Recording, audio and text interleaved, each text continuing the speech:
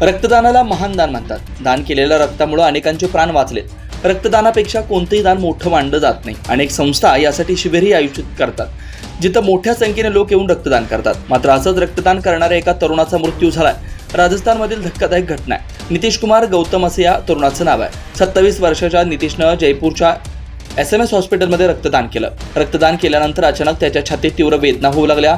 यानंतर त्याला आपत्कालीन स्थितीत दाखल करण्यात आलं, पण 10 मिनिटात त्याचा मृत्यू झाला. या प्रकरणानंतर रुग्णालयात एकच खळबळ उडाली आहे. संपूर्ण बातमी पाहूया त्याआधी HP न्यूजला नक्की सबस्क्राईब करा आणि बेल आयकॉनवरती क्लिक करून नोटिफिकेशन्स मिळवा. मिळालेल्या माहितीनुसार नितीशच्या आजोबांना कॅन्सर आहे. SMS हॉस्पिटलमध्ये त्यांच्यावर उपचार सुरू आहेत. रुग्णालयातील RKBC भवनातील रेडिओथेरपी विभागाच्या वार्डमध्ये ते दाखल आहे. नितेश आजोबांना भेटण्यासाठी रुग्णालयात गेला होता. तिथं त्याला डॉक्टरांनी त्यांना रक्ताची गरज असल्याचं डॉक्टरांनी सांगितलं. आजोबांना आपण स्वतः रक्त देण्याचा निर्णय नितेशने घेतला. त्यानं रक्तदान करण्याची इच्छा व्यक्त केली. रुग्णालयाच्या रक्तपेढीत त्यानं रक्तदान केलं.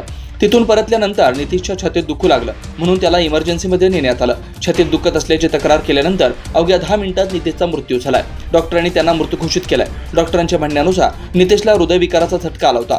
कुटुंबियांनी रक्तपेढीच्या कर्मचाऱ्यांवर निष्काळजीपणाचा आरोप केलाय. मात्र रुग्णालयाने हे आरोप फेटाळले. त्यांच्या मते नितीश यांच्या मृत्यूचा रक्तदानाशी काहीही संबंध नाही. त्याच्या मृत्यूचे कारण वेगळंच आहे.